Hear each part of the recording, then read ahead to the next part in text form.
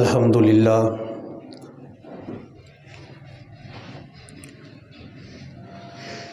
الحمد للہ وکفی والصلاة والسلام علی من لا نبی بعدہ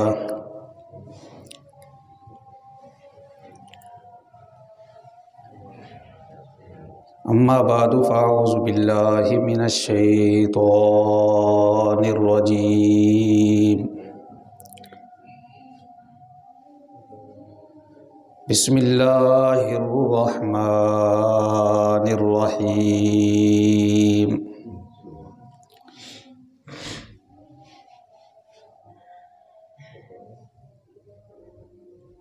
فَإِن لَّمْ تَفْعَلُوا وَلَن تَفْعَلُوا فَاتَّقُوا النَّارَ الَّتِي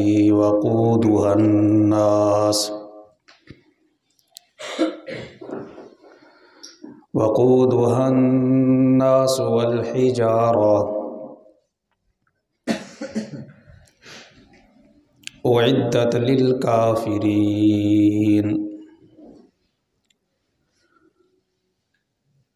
صدق الله العظيم وصدق رسوله النبي الكريم ونحن على ذلك لمن الشاهدين والشاكرين والحمد لله رب العالمين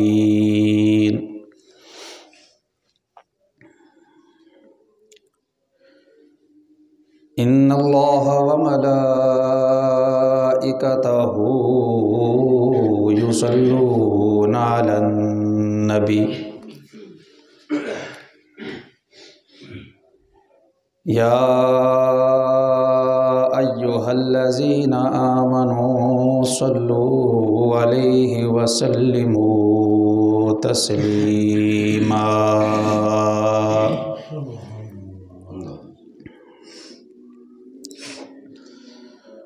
اللهم صل على محمد وعلى آل محمد كما صليت على إبراهيم وعلى آل إبراهيم إنك حميد مجيد اللهم بارك على محمد وعلى آل محمد كما باركت على إبراهيم وعلى آل إبراهيم إنك حميد مجيد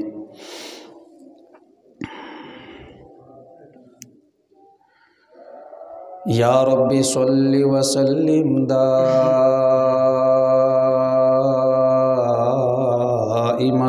ابدا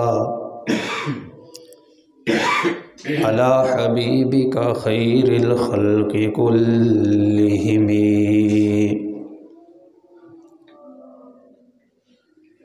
سبحان ربک رب العزت عما یصفون وسلام علی المرسلین والحمد للہ رب العالمین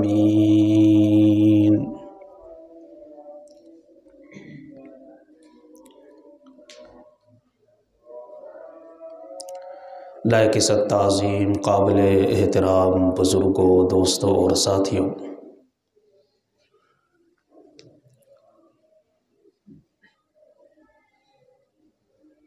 سورہ بقرہ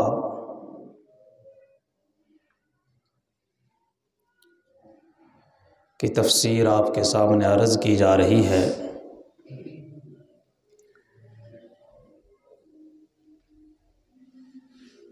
سورہ بقرہ کی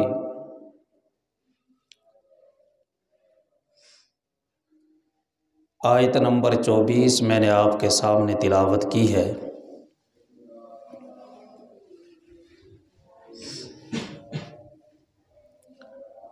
اس سے قبل اللہ رب العزت نے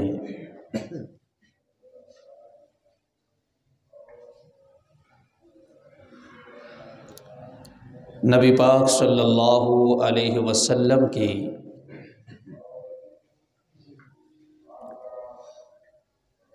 نبوت اور رسالت کو ثابت کرنے کے لیے بطور دلیل قرآن مجید کو پیش فرمایا ہے۔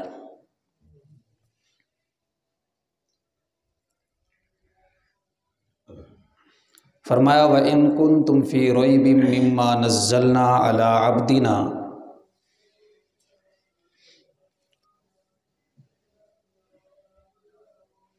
اگر تمہیں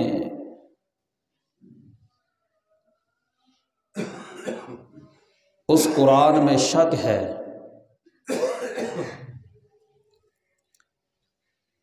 جسے ہم نے اپنے خاص بندے جناب محمد الرسول اللہ صلی اللہ علیہ وسلم پر نازل کیا، فَأْتُوا بِسُورَةٍ مِثْلِهِ،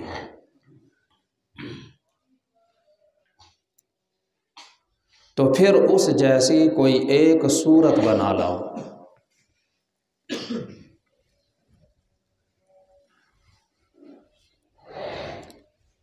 وَادْعُوا شُهَدَاءَكُم مِّن دُونِ اللَّهِ،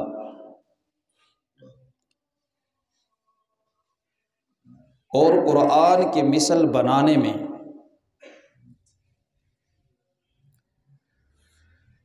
قرآن جیسی کوئی ایک صورت بنا کر لانے میں اللہ کو چھوڑ کر جن جن کو تم بلا سکتے ہو بلا لو، ان کنتم صادقین، اگر تم اپنی بات میں سچے ہو۔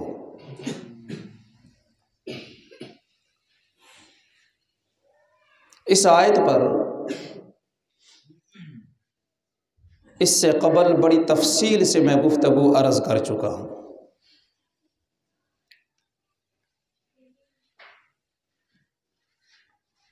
اگلے حصے میں اللہ رب العزت نے فرمایا فَإِن لَّمْ تَفْعَلُوا،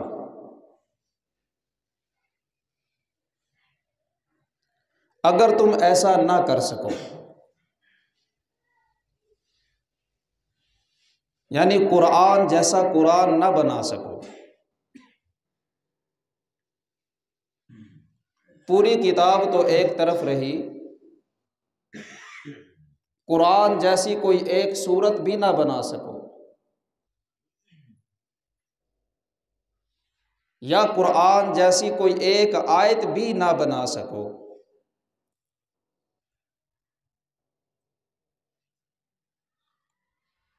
فَإِن لَّمْ تَفْعَلُوا، اگر تم ایسا نہ کر سکو، وَلَن تَفْعَلُوا، اور ہم پہلے ہی بتائے دیتے ہیں کہ تم ہرگز نہیں کر سکو گے۔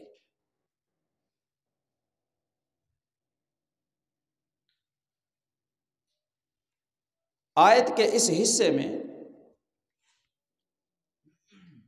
اللہ رب العزت نے اپنے چیلنج کو مزید مؤکد کیا ہے کہ ہم پہلے ہی بتائے دے رہے ہیں کہ قرآن جیسی کوئی ایک آیت، کوئی ایک صورت بھی تم بنا نہیں سکتے۔ فَاتَّقُوا النَّارَ الَّتِي، تو پھر بچو، ڈرو اس آگ سے، وقودها الناس والحجارہ، کہ جس کا ایندھن انسان اور پتھر ہوں گے۔ اللہ کی ذات بڑی کریم ذات ہے،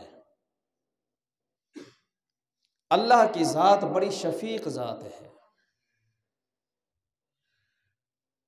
اللہ بڑے غفور الرحیم ہیں، 70 ماؤں سے زیادہ انسان سے پیار کرتے ہیں۔ اللہ نہیں چاہتے کہ میرا کوئی بھی بندہ کسی بھی وجہ سے وہ جہنم کا ایندھن بن جائے۔ چنانچہ قرآن مجید فرقان حمید میں جا بجا اللہ رب العزت نے جہنم سے ڈرایا ہے، جہنم کی ہولناکی کو بیان کیا ہے۔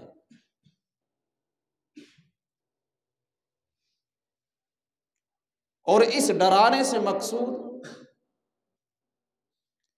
صرف اور صرف یہ ہے کہ کسی طریقے سے بندہ جہنم سے بچ کر جنت میں جانے والا بن جائے۔ اللہ کا یہ ڈرانا شفقت کی بنا پہ ہے، اللہ کا یہ ڈرانا محبت کی بنا پہ ہے، اللہ کا یہ ڈرانا پیار کی بنا پہ ہے۔ جیسے والدین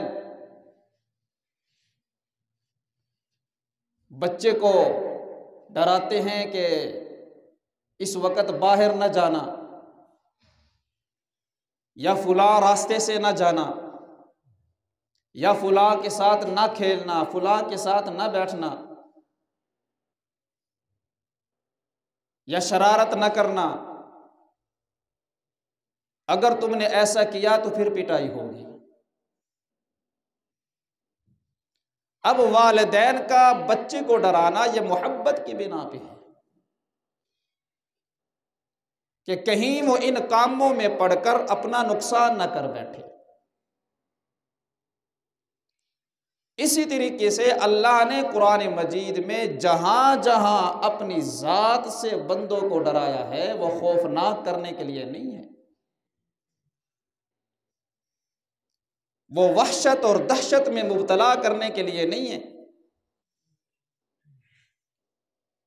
اللہ کا ڈرانا ایسا نہیں ہے کہ جیسے ہم درندوں سے ڈرتے ہیں، بلکہ اللہ کے ڈرانے میں پیار ہے، اللہ کے ڈرانے میں شفقت ہے، اللہ کے ڈر میں محبت ہے۔ تو یہاں بھی اللہ محبت کی بنا پہ فرما رہے ہیں۔ کون باپ چاہتا ہے، کون سی ماں چاہتی ہے کہ اس کا بچہ آگ میں گر جائے؟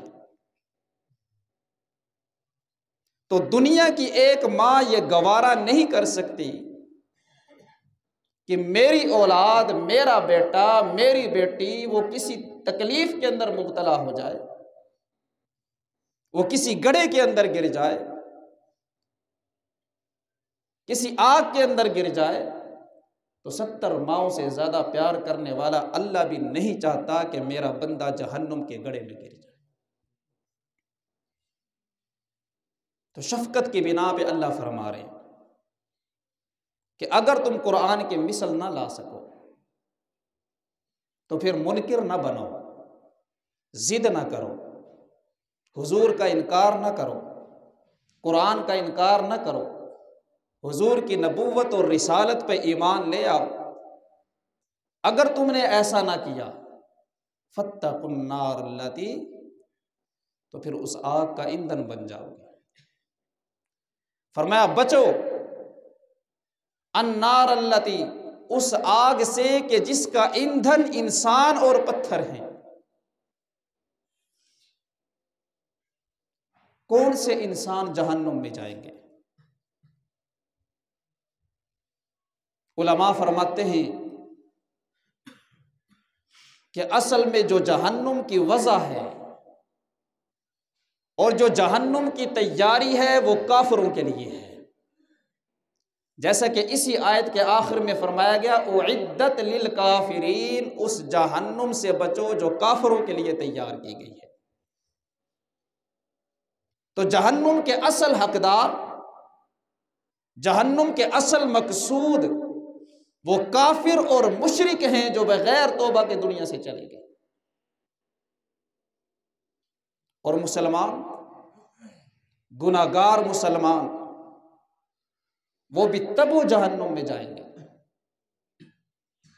وہ جہنم کے اصل مقصود نہیں ہے. جہنم کے اصل مقصود گناہگار مسلمان نہیں ہے، بلکہ گناہ کر کر کے ان کے دل اور باطن پہ جو زنگ چڑھ چکا ہے، گناہوں کا جو میل کچیل ان کے اوپر چڑھ چکا ہے، اس سے پاک کرنے کے لیے، صاف کرنے کے لیے انہیں جہنم کے اندر ڈالا جائے گا. جیسے لوہے کو لوہے کی بھٹی میں ڈالا جاتا ہے تاکہ لوہے کو میل کچیل سے صاف کر دیا جائے، اور جب وہ لوہا میل کچیل سے صاف ہو جاتا ہے تو آگ کی بھٹی سے اسے نکال لیا جاتا ہے. ایسے ہی جو گناہگار مسلمان ہیں، جنہوں نے گناہ کر کر کے گناہوں کا میل کچیل اپنے اوپر چڑھا لیا ہے، اور پھر اللہ نے گناہ کا ہو جانا یہ عجیب نہیں ہے. انسان سے گناہ کا ہو جانا یہ کوئی عجیب بات نہیں ہے، اس لیے کہ انسان خطا کا پتلا ہے. گناہوں سے پاک ذات، گناہوں سے معصوم ذات صرف انبیاء کی ہے. انسان سے گناہ ہو جاتا ہے، لیکن اللہ نے اس سے پاک ہونے کا طریقہ دیا ہے. فرمایا کہ توبہ کر لو. جب گناہ ہو جائے اللہ کی بارگاہ میں آ جاؤ، توبہ کر لو، اللہ تمہارے گناہوں کو معاف کر دیں گے. نبی پاک صلی اللہ علیہ وسلم نے فرمایا کل بنی آدم خطاء وخیر الخطائین التواب. ساری کی ساری بنی آدم، ساری کی ساری انسانیت خطا کار ہے، اس سے گناہ ہو جاتے ہیں، لیکن ایک ہے گناہ پر اڑے رہنا، گناہ پر گناہ کیے جانا، گناہ پر بضد رہنا. فرمایا کہ وخیر الخطائین التوابون، بہترین گناہگار اور بہترین خطا کار وہ ہے جو گناہ کے بعد فوراً توبہ کر لے. اور اللہ نے کتنی آسانی رکھی ہے. توبہ کرنے کے لیے کہیں جنگلوں میں جانے کی ضرورت نہیں، توبہ کرنے کے لیے غاروں میں جانے کی ضرورت نہیں، توبہ کرنے کے لیے کوئی ریاضتیں اور مجاہدے کرنے کی ضرورت نہیں. جہاں بھی ہو، جس وقت بھی ہو، بستر پہ ہو، دکان پہ ہو، بازار میں ہو، گلی محلے میں ہو، جب خیال آ جائے اسی وقت دل سے شرمندہ ہو کر اللہ کی بارگاہ میں صرف اتنا کہہ دے اللہ مجھے معاف فرما دے.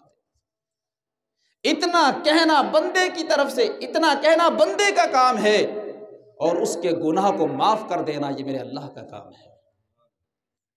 ایک حدیث میں نبی پاک صلی اللہ علیہ وسلم نے فرمایا کہ ساری رات اللہ رب العزت اپنی قدرت اور رحمت والے بازو پھیلائے رکھتے ہیں، اپنے ہاتھ پھیلائے رکھتے ہیں کہ دن کا گناہگار آئے اور مجھ سے معافی مانگے، میں اس کو معاف کر دوں.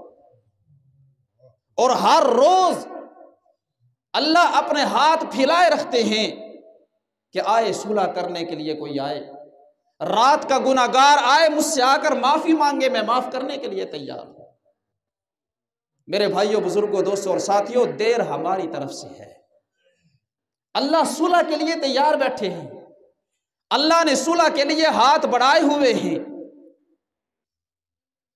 دیر ہماری طرف سے ہو رہی ہے. جب تک سانس ہے اس وقت تک چانس ہے. مرنے سے پہلے پہلے اللہ نے توبہ کا دروازہ کھلا رکھا ہے. اس وقت کے اندر اگر توبہ کر لی تو اللہ معاف فرما دیں گے. اور ایسا مسلمان جو بغیر توبہ کیے دنیا سے چلا گیا تو فرمایا کہ پھر اسے جہنم میں ڈالا جائے گا.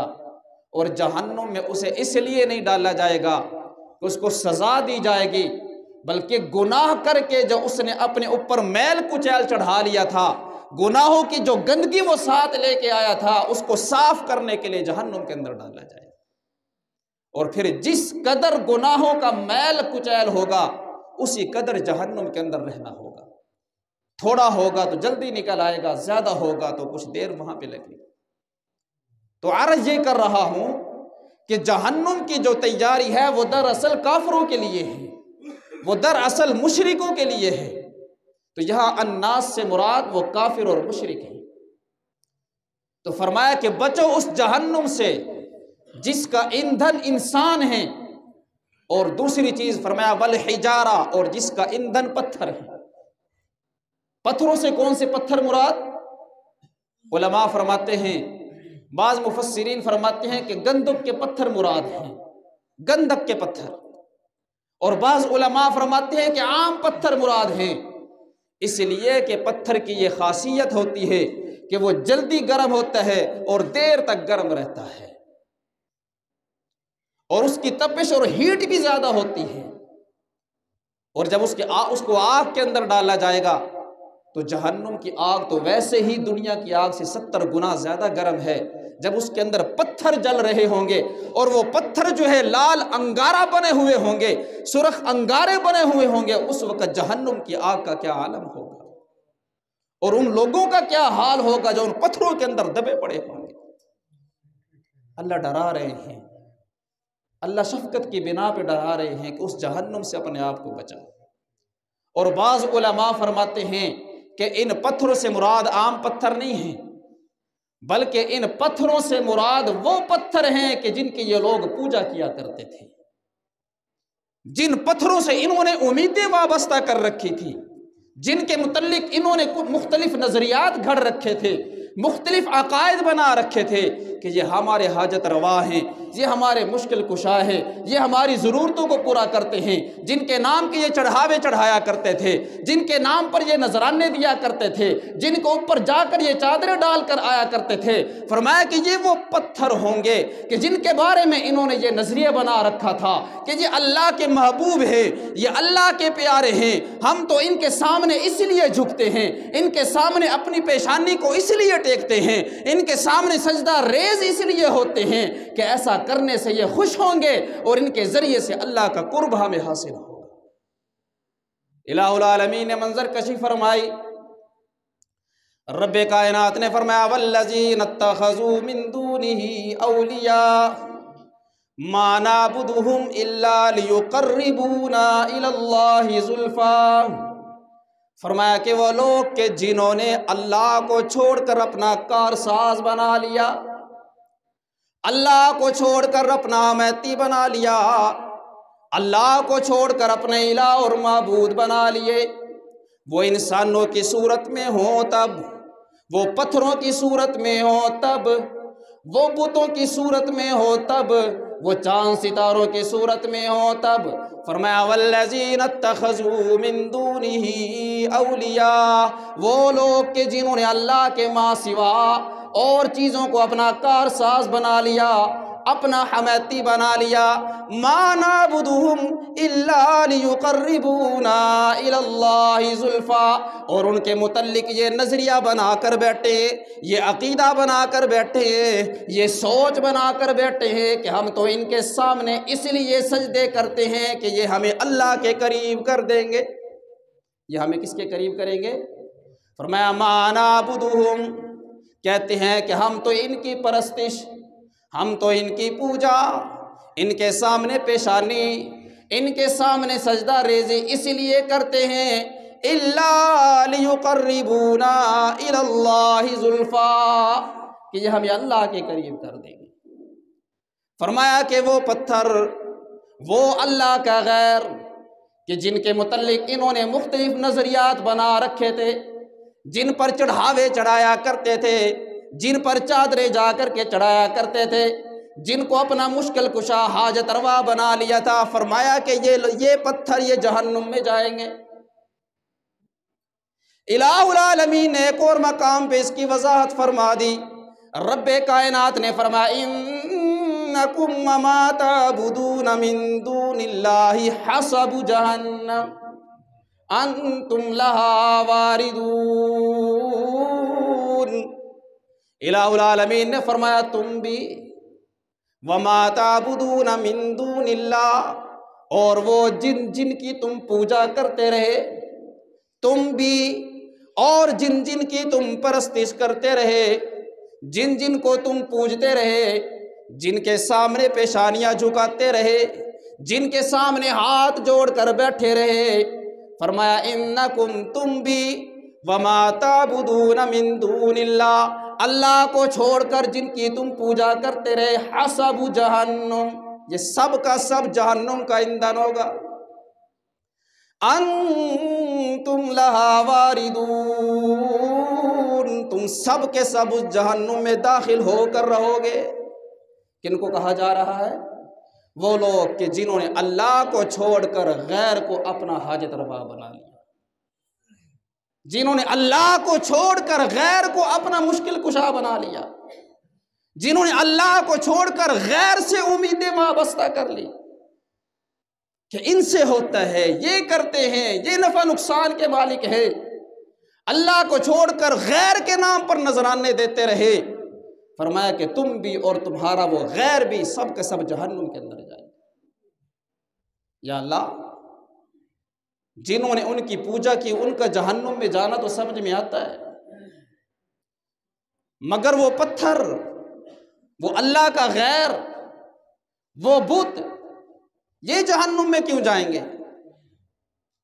فرمایا اس لیے تاکہ ان کافروں کو، ان مشرکوں کو انتہائی صدمہ ہو، انتہائی تکلیف ہو کہ جب کل قیامت کے دن اپنی آنکھوں سے دیکھیں گے کہ دنیا کے اندر جن سے ہم امید لگائے بیٹھے تھے، دنیا کے اندر جن سے ہم آس لگائے بیٹھے تھے، جن کے متعلق ہم یہ سوچ کر بیٹھے تھے کہ یہ ہماری بگڑی بنائیں گے، یہ ہماری سفارش کریں گے، یہ ہمیں بچا لیں گے، یہ ہمارا ہاتھ پکڑ لیں گے، یہ ہمیں جنت میں لے جائیں گے، جب ان کی آنکھوں کے سامنے ان کے ان معبودوں کو بھی جہنم کے اندر ڈالا جائے گا تو ان کی تکلیف کے اندر اضافہ ہوگا۔ فرمایا کہ یہ ہیں تمہارے وہ معبود جنہیں اللہ کو چھوڑ کر جن سے تم امیدیں لگائے بیٹھے تھے کہ یہ ہمارے کام بنا دیں گے، تو فرمایا بچو اس آگ سے جس کا ایندھن انسان اور پتھر ہوں گے، وقودها الناس والحجارہ، جس کا ایندھن انسان اور پتھر ہیں، اعدت للکافرین، اور جس آگ کو کافروں کے لیے تیار کیا گیا ہے۔ میرے بھائیوں، بزرگوں، دوستوں اور ساتھیوں، اللہ رب العزت انتہائی شفقت کی بنا پہ، انتہائی محبت کی بنا پہ ہمیں جہنم سے بچنے کی تاکید فرما رہے ہیں، اور قرآن مجید میں جا بجا اللہ رب العزت نے ہمیں جہنم سے بچنے کا حکم دیا ہے۔ یہ اللہ کی مہربانی ہے، یہ اللہ کی شفقت ہے، یہ اللہ کا پیار ہے کہ کسی طریقے سے بندے کے دل میں ڈر بیٹھ جائے، بندے کے دل میں خوف بیٹھ جائے، اور یہ اپنے آپ کو جہنم سے بچا کر جنت میں جانے والا بن جائے۔ جو کچھ بیان ہوا اللہ اپنی بارگاہ میں قبول و منظور فرمائے۔ وآخر دعوانا الحمدللہ رب العالمین۔